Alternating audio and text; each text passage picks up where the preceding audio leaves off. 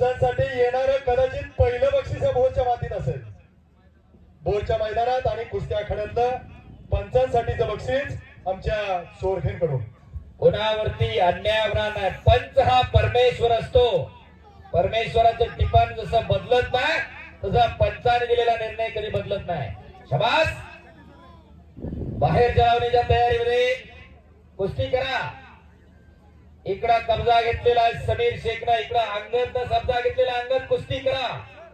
अंगद बोल 5 मिनिटं. पृथ्वीराज पटेल आणि गायकवाड.